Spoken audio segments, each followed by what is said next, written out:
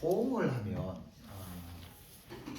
좋은 점이 많은데 어떤 자료를 보면 뭐 한 10몇 가지 이렇게 쭉 쓴 게 있던데 4가지 정도로 한번 정리를 해봤습니다. 포옹을 하면 스트레스가 해소가 되고, 그리고 행복 호르몬, 사랑의 호르몬이라고 불리는 옥시토신이라고 하는 게 분비가 되어지지요. 이 옥시토신이라고 하는 게 마취제보다 훨씬 더 강력하다고 이야기를 하는 거잖아요. 이게 포옹을 할 때 사람이 심리적으로 안정감을 느낄 수가 있고, 그리고 내가 포옹을 할 때 이 사람과 나 사이에 유대감이 형성되는 그것이 이제 포옹이 주는 첫 번째 효과라고 하는 거고요. 두 번째는 이 포옹을 하면 심혈관이, 심장의 혈관이 건강해진다라고 하더라고요. 그래서 포옹하는 사람들과 하지 않는 사람들을 따로 구별을 해서 한번 그 통계를 연구해서 통계를 낸 자료들을 보니까 포옹을 하는 사람들의 심혈관 지수가 훨씬 더 높게 나타나더라고요. 심혈관 질환을 예방하고 싶으면 포옹을 하라는 거죠. 세 번째로 이 포옹을 하면 면역력이 강화가 된대요. 그 통증이 완화가 된대요. 아까 그랬잖아요. 그 옥시토신이라고 하는 게 마취제보다 더 강하다고 이야기를 하죠. 감기에 걸렸을 때도 포옹을 하면 감기가 훨씬 더 빨리 날 수 있다라고 하는 겁니다. 그러니까 천연 마취제예요. 약품을 쓰지 않았는데도 나 스스로가 내 몸에서 면역성을 기르고 싶으면 포옹을 많이 하면 된다라고 하는 거고요. 그 네 번째는 공포감과 불안감을 감소시킨다고 그래요.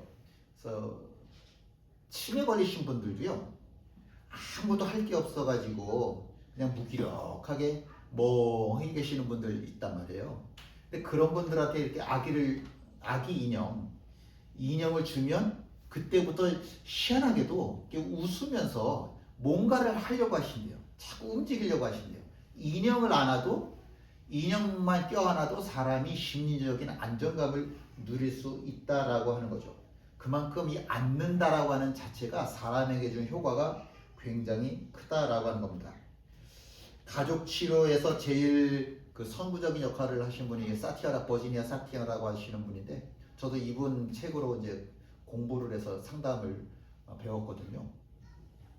근데 이분이 포옹에 대해서 이렇게 얘기를 했어요. 살아가기 위해서는 하루 4번의 포옹이 필요하고, 생존을 위해서는 8번, 성장을 위해서는 몇 번? 12번의 포옹이 필요하다. 그러니까 아기들은 무조건 많이 안아주면 좋아요. 무조건 안아주면 좋습니다. 어른 되면 무조건 안아주는 게 좋습니다. 나이 많아서 늙으면 주책스러운 게 아니라 무조건 안아주는 게 좋습니다. 생존을 위해서도 성장을 위해서도 안아주는 것만큼 좋은 게 없다라고 하는 거죠. 돈이 안 드는데 사람을 행복하게 행복 수치를 가장 빨리 올릴 수 있는 방법이 바로 포옹이다라고 하는 거죠. 함께 읽지요. 그 아이 위에 몸을 3번 펴서 엎드리고 여호와께 부르짖어 이르되, 내 하나님 여호와여, 원하건대 이 아이의 혼으로 그의 몸에 돌아오게 하옵소서 하니, 선지자 엘리야가요, 사르밧 과부의 죽은 아들 위에 몸을 엎드렸습니다. 그런데 이 세상 사람들 누구도 시체를 끌어안고 싶은 사람은 아무도 없잖아요. 근데 이 엘리야가 사르밧 과부의 아들 그 시체를 끌어안았어요. 제가 한번 이 포옹이라고 하는 거를 좀 우리말로 어떻게 좀 우리말이지만 좀 다르게 표현하면 뭐가 있을까, 그리고 좀 나름 궁리를 해봤어요. 오늘 아침까지 궁리를 하다가 생각해낸 단어가 뭐였냐면, 이 포옹은 심장 키스다, 한번 그렇게 정리를 내려봤습니다. 사람과 사람이 심장이 키스하는 거, 그게 포옹이라고 하는 건데, 이 엘리야는 그 시체를 끌어안으면서 심장과 심장이 키스를 하는 겁니다. 내가 표현할 수 있는 가장 극도로 높은 사랑의 표현인 거죠. 그랬더니 여호와께서 엘리야의 소리를 들으심으로 그 아이의 혼이 몸으로 돌아오고 살아난지라. 아이가 살아나더래요.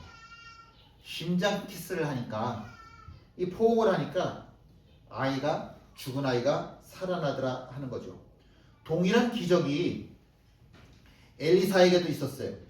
엘리사도 수렘 여인의 죽은 아들을 끌어안았어요.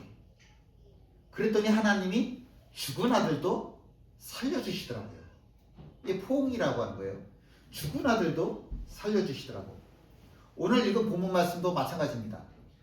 너무 피곤했는지 졸음을 견디지 못한 유두고가 3층 다락방에서 떨어져서 그 자리에서 죽었어요. 함께 예배 드리던 사람들이 얼마나 놀랬겠어요. 어떤 사람들은 막 화도 낼 수 있었겠죠. 아니 예배 중에 어떻게 이런 일이 일어날 수가 있어. 이 분위기가 심상치 않게 돌아가고 있는 거죠. 그때 사도 바울이 웅성웅성거리는 이 소란이 일어나고 있는 그 사람들을 향해서 이야기를 하는데 뭐라고 이야기를 합니까? 떠들지 말라. 생명이 그에게 있다라고 이야기를 합니다. 그리고 어떻게 해요? 이미 시체가 된 유두고를 사도 바울이 꽉 껴안아 줍니다. 그랬더니 유두고가 살아나더라고요. 죽은 사람을 살리는 도구로 사용되어진 게 뭐예요?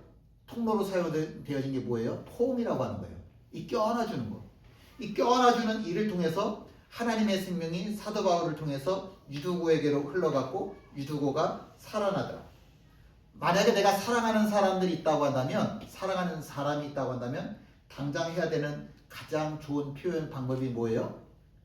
포옹이라고 하는 거죠. 여기서 생명이라고 하는 말은 푸시케라고 하는 건데 마음, 호흡, 참생명, 영혼이라고도 우리 성경에는 번역이 되는데 영원한 생명이기도 합니다. 누가복음 21장 19절에는 이렇게 말씀합니다. 너희의 인내로 너희 영혼을 얻으리라 라고 말씀하는데 여기서 영혼은 생명이라고 하는 말이에요. 생명, 참생명이라고 하는 말입니다. 인내하지 않으면 누구도 참생명을 얻을 수 없고 인내하는 사람만 참생명을 얻을 자격이 있다라고 하는 거죠. 눈에 보이지도 않는 예수님을 우리가 믿는 이유는 굉장히 간단합니다. 예수를 너희가 보지 못하였으나 어떡한다? 사랑하는도다.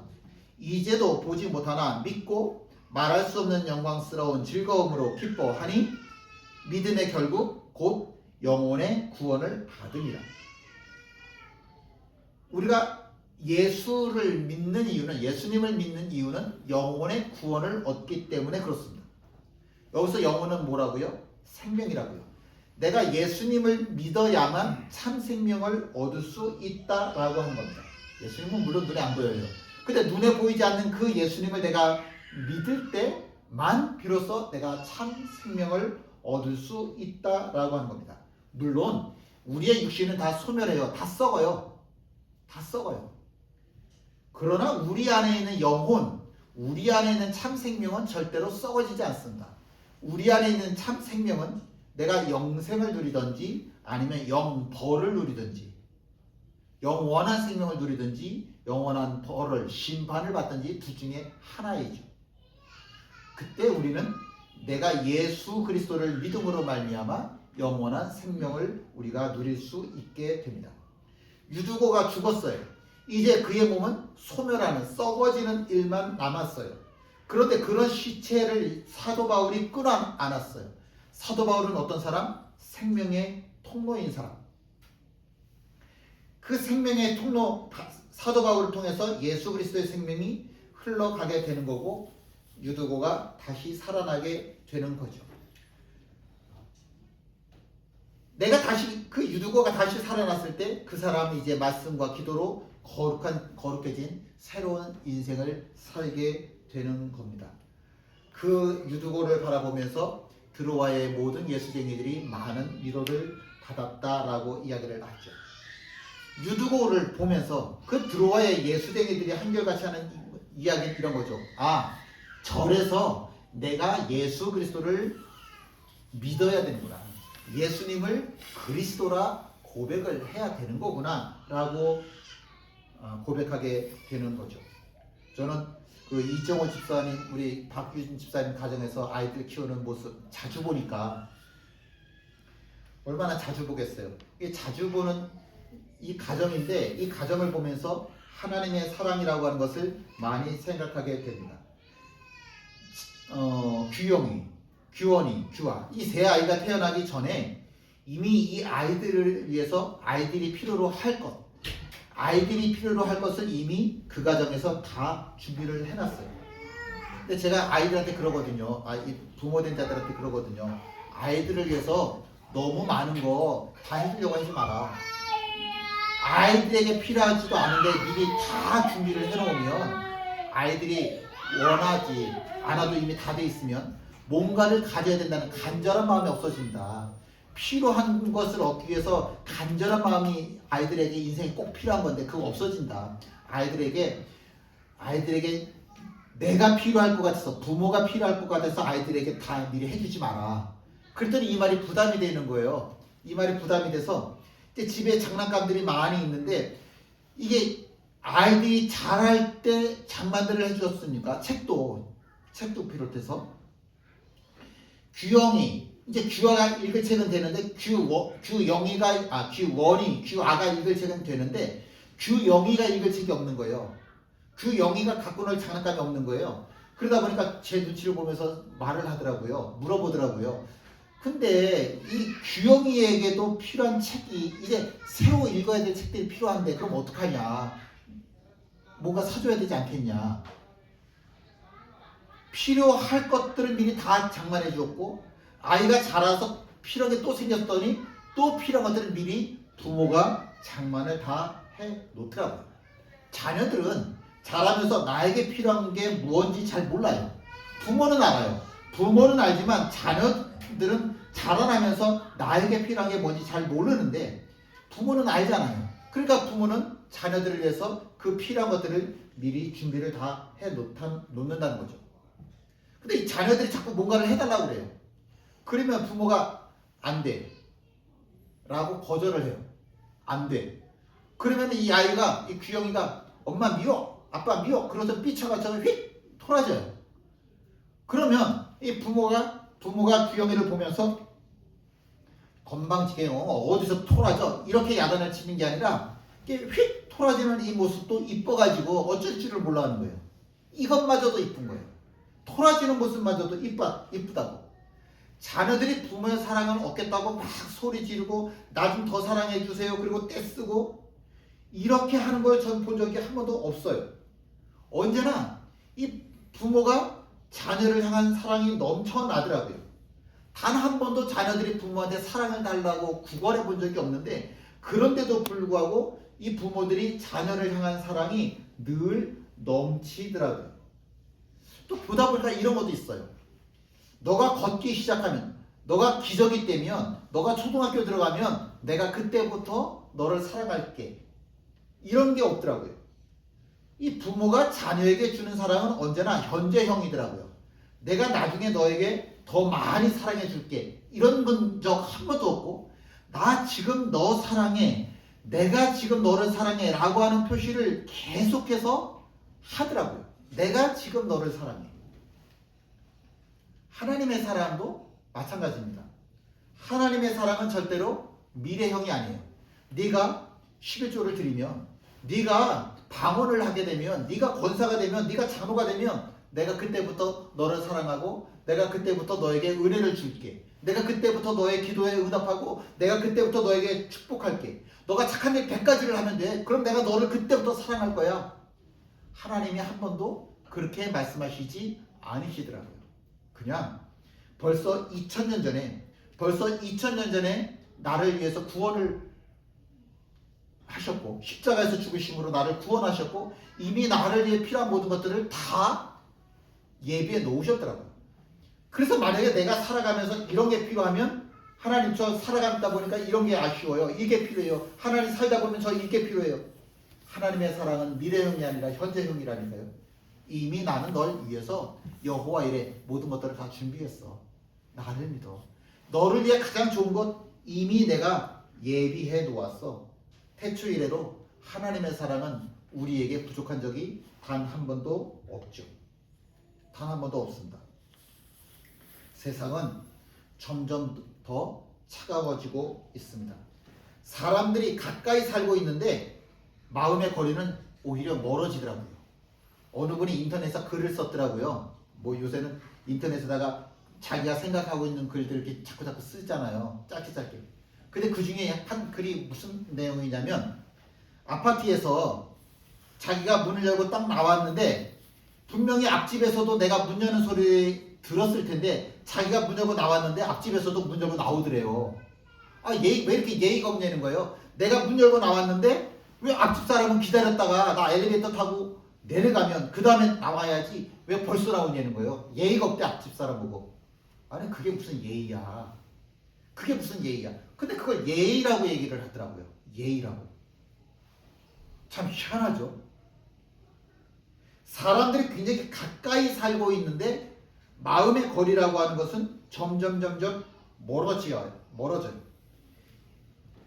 이해받지 못했다라고 하는 감정, 외면당했다라고 하는 기억, 말 한마디 때문에 상처받았던 그 나의 트라우마라고 하는 것들, 이런 것들이 사람들의 마음을 점점점 콘크리트 마냥 사람들의 마음을 완악하게 만들죠. 그래서 요새는요, 말 많은 거 사실 필요 없어요. 뭐 챗GPT 그러는데 사람들에게 필요한 건 사실 지식이 아니에요. 야, 너 똑바로 못해? 그런 판단을 하고 훈계를 하는 것, 이런 것보다 더 우리 이 세상을, 점점 차가워지는 이 세상에 필요한 거는 사람들을 안아주는 행동이 필요합니다. 안아주는 일이 필요해요.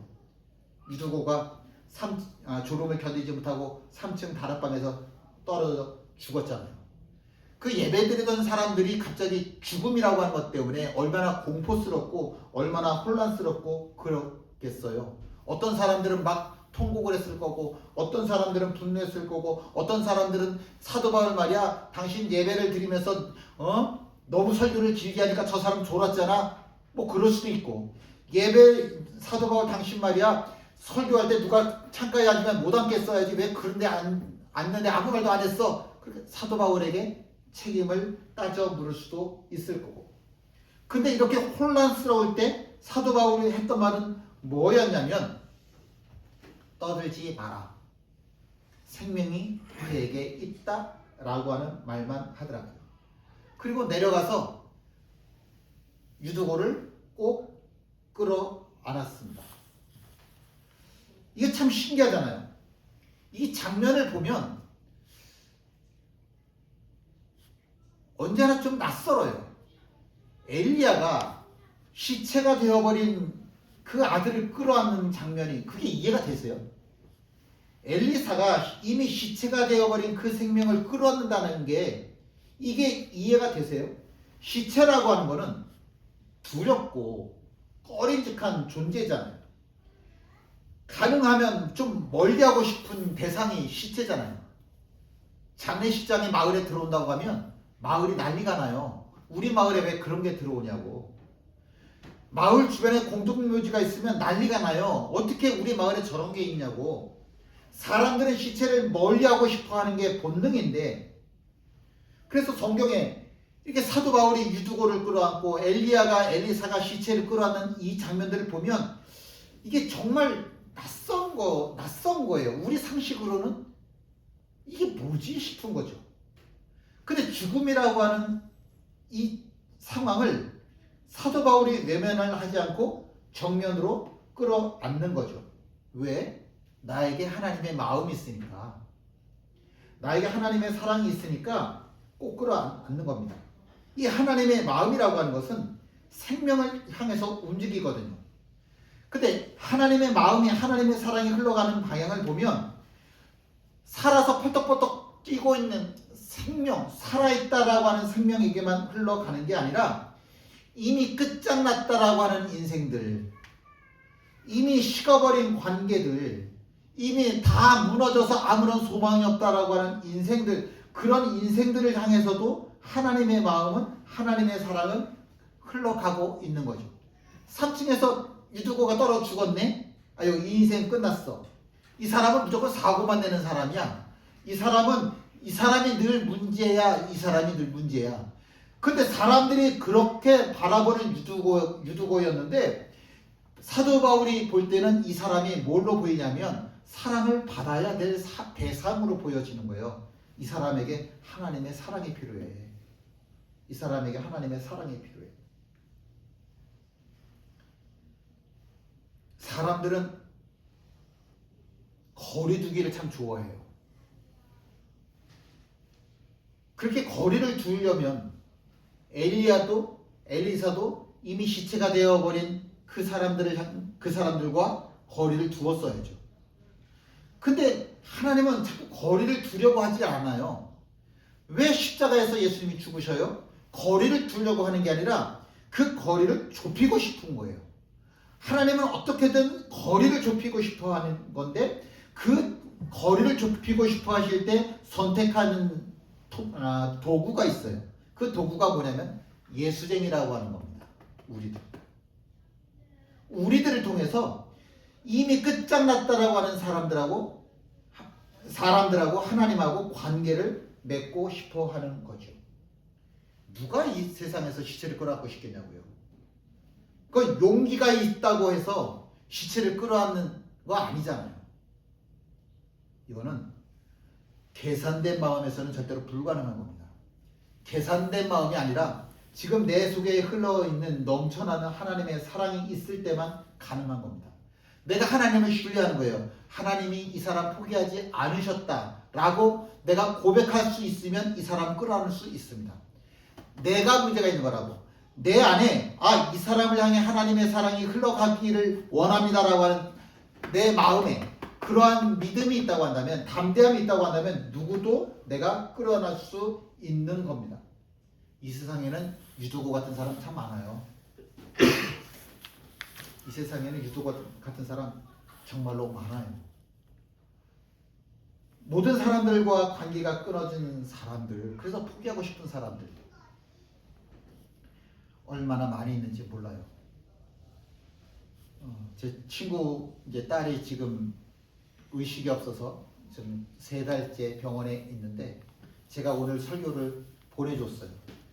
그리고 동영상도 예배드린 우리 설교 동영상도 그 친구에게 좀 보내주려고 해요.